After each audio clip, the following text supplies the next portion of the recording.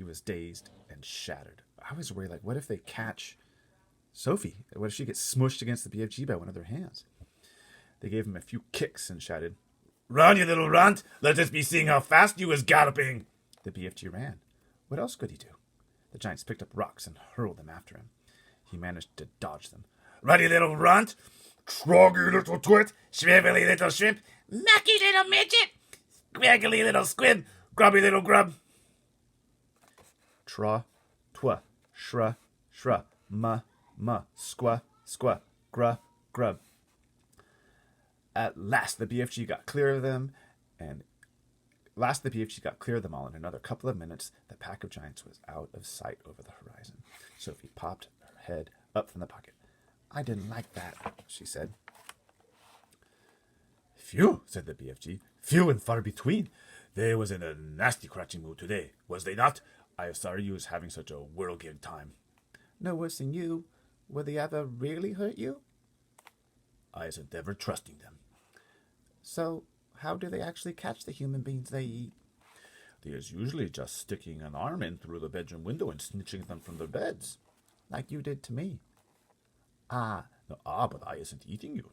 "How else do they catch them?" Sophie said. "Sometimes they is swimming in from the sea like fishies with only their heads showing above the water, and then out comes a big hairy hand and grabbles someone off the beach." "Children as well?" "Often childers, little childers who is building sandcastles on the beach. That is who the swimming ones are after. Little childers is not so tough to eat as old Grandma Mama, so says the child-chewing giant." As they talked, the BFG was galloping fast over the land.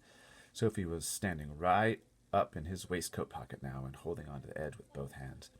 Her head and shoulders were in the open, and the wind was blowing in her hair. "How else do they catch people?" "All of them is having their own special ways of catching the human being. The meat-dripping giant is preferring to pretend he is a big tree growing in the park. He is standing in the park in the dusky evening, and he is holding a great big branches over his head. And there he is waiting until some happy families is coming to have a picnic under the spreading tree. The meat-dripping giant is watching them as they lay out their little picnic. But in the end, it is the meat-dripper who's having the picnic." "It's too awful." "The gizzard-gulping giant is a city lover," the BFG went on. "The gizzard-gulper is lying high up between the roofs of houses in the big cities. He's lying there snugly as a sniggler and watching the human beings walking on the street below, and when he sees one that looks like it has a whopsy good flavor, he grabs it. He is simply reaching down and snitching it off the street like a monkey taking a nut. He said it is nice to be able to pick and choose what you is having for your supper. He said it's like choosing from a menu." "Don't people see him doing it?" "Never is they seeing him. Do not forget it is dusky dark at this time. Also, the gizzle-gulper has a very fast arm. Its arm is going up and down quicker than Squinker's." "But if all these people are disappearing every night, surely there's some sort of outcry." "The world is a whopping big place," the BFG said. "It also has 100 different countries. The giants is clever. They is careful not to be skittling off to the same country too often. They is always switch fiddling around." "Even so," Sophie said, "do not forget that the human being is disappearing everywhere all the time, even without the giants is guzzling them up. Human beings is killing each other much quicker than the giants is doing it." "Kind of true." "But they don't eat each other." "Giants is not eating each other either," the BFG said. "Nor is giants killing each other. Giants is not very lovely, but they is not killing each other. Nor is crocodile-dillies killing other crocodile-dillies, nor is pussycats killing pussycats." "They kill mice."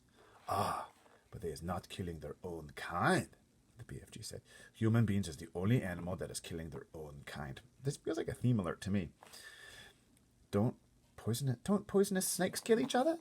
Sophie asked. She was searching desperately for some other creature that behaved as badly as the human. "Even poisonous snakes is never killing each other. Nor is the most fearsome creatures like tigers and rhinoceroses. None of them is ever killing their own kind. Has you ever thought about that?" Sophie kept silent. "I is not understanding human beings at all," the BFG said. "You is a human being, and you is saying it is grizzling and horrigust for giants to be eating human beings, right or left?" "Right." "But human beings is squishing each other all the time.